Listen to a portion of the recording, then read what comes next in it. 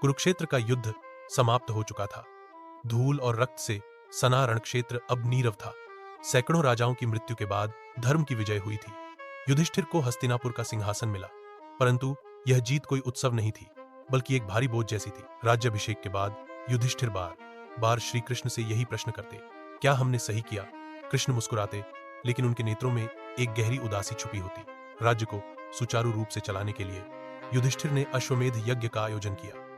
अर्जुन ने यज्ञ के घोड़े के साथ अनेक राज्यों को जीतकर युधिष्ठिर की सर्वोच्चता स्थापित की। भीम, नकुल और सहदेव प्रशासन में जुटे रहे। द्रौपदी, जो अपनों की मृत्यु से टूटी हुई थी, एक शांत और गंभीर रानी बन गई थी। इधर धृतराष्ट्र, गांधारी और कुंती ने राजमहल छोड़ दिया। वे विदुर के साथ वन की ओर चल दिए। एक दिन सभी ने वहीं शरीर त्याग दिया। युधिष्ठिर को जब यह समाचार मिला तो वे मौन हो गए। यह उनके जीवन का एक और बड़ा शोक था। समय बीतता गया।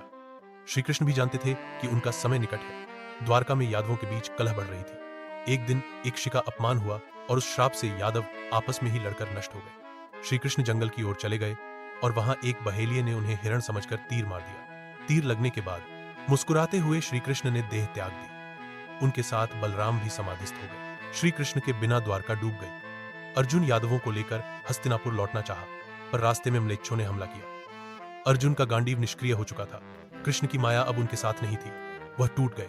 उन्होंने गांडीव नदी में प्रवाहित कर दिया। कुछ वर्षों बाद युधिष्ठिर ने देखा कि धर्म अब धरती से विदा ले रहा है। उन्होंने निर्णय लिया, अब समय है त्याग का।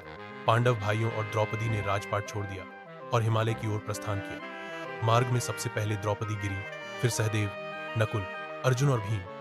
एक एक करके सभी पृथ्वी को विदा कह गए। केवल युधिष्ठिर अंत तक चलते रहे। उनके साथ एक कुत्ता भी था, जो वास्तव में धर्मराज यम था। जब स्वर्गदूत उन्हें लेकर स्वर्ग जाने लगे, उन्होंने पहले कुत्ते को साथ लेने की जिद की। यह उनकी करुणा और धर्म का प्रतीक बना। स्वर्ग पहुंचने पर युधिष्ठिर को पहले नरक दिखाया गया। यह उनके मोह को समाप्त करने की एक परीक्षा थी।